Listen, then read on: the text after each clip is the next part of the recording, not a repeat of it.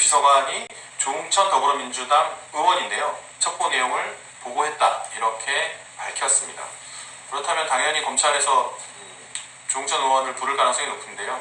검찰에서 당시에 있었던 일을 상세히 밝혀주기를 기대합니다. 자, 이 사건이 다시 불붙으면서 자유한국당에서 이런 주장을 합니다. 당시에 검찰총장이 최동욱이었다.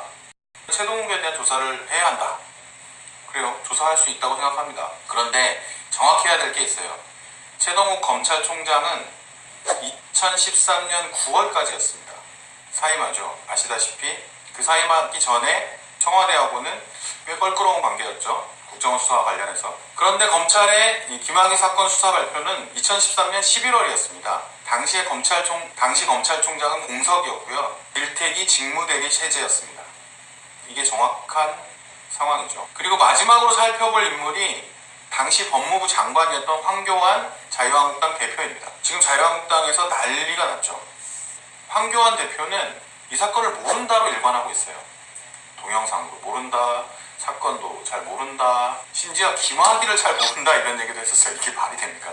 학교 선후배 검찰을 몇십 년 동안 했고 엎치락 뒤치락 했던 이런 사이였는데 뭐 모른다는 건 말이 안 되잖아요. 그런데요, 사실 이건 알았다고 해도 문제가 되고 몰랐다고 해도 문제가 되는 사실 외통수에 가까워요. 자, 일단 황교안 대표의 말대로 동영상의 존재를 몰랐다고 칩시다. 법무부 장관 초임 시절에 장관이 법무부 차관이 관련되어 있는 사건, 검찰의 위신이 땅에 떨어질 수 있는 이 사건의 증거가 담긴 동영상의 존재를 몰랐다면 법조계에 상당히 파다하게 퍼져 있었고 경찰이 첩보를 입수를 했고 심지어 국회의원들이 그 동영상을 봤다는데 그런 상황에서 이 동영상을 몰랐다면 그냥 무능한 거죠.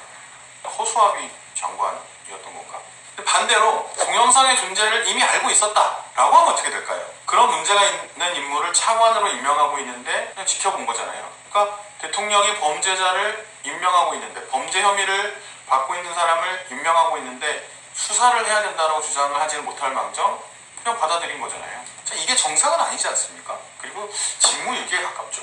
자, 그럼 수사 상황에 대해서 한번 살펴봅시다. 수사 상황을 몰랐다라고 하면 자, 이미 언론을 통해서 떠들썩하게 국민들이 알고 있었고 관심이 집중돼 있었고 검찰의 위신과 관련돼 있는 이 사건의 수사 상황을 몰랐다? 무능한 거죠.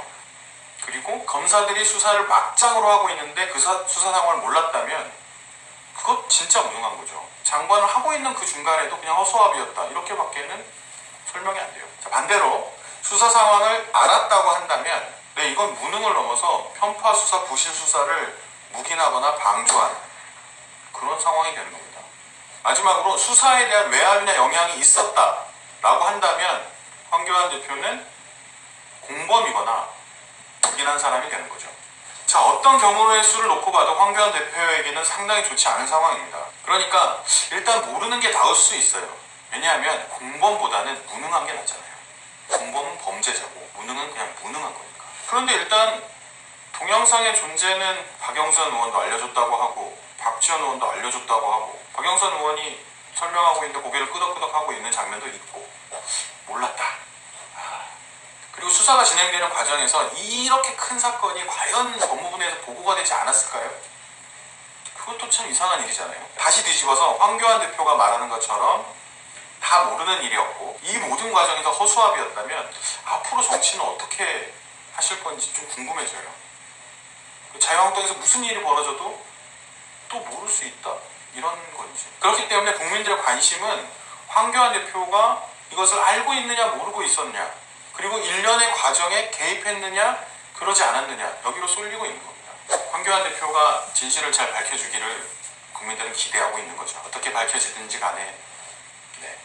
이 사건은 초대형 사건입니다. 법무부 차관을 했던 사람의 추악한 성범죄 사건 이것 자체로도 어마어마한 사건인데다가 수사 과정에서의 여러 가지 의혹들을 밝히기 위해서는 현직 검찰 고위직들을 조사해야 되고요.